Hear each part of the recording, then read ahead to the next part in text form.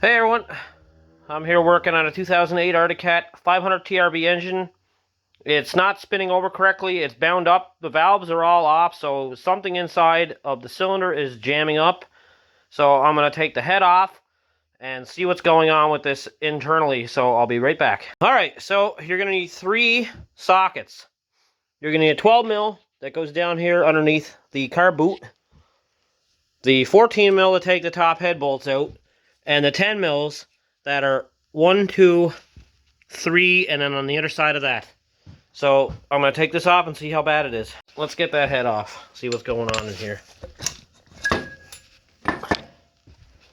Oh, it's carboned up, but I don't see any bent valves.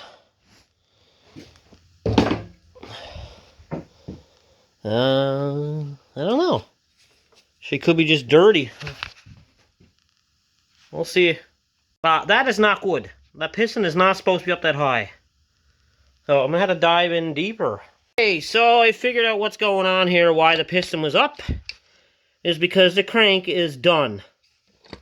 That crank is pushed up, bearings are blown. They cracked the piston completely up. Sheared off both of the fins on the bottom of the piston. So, here's a piston. This is out of a 500. This is what it's supposed to look like. Right? They destroyed the piston. They also destroyed the crank.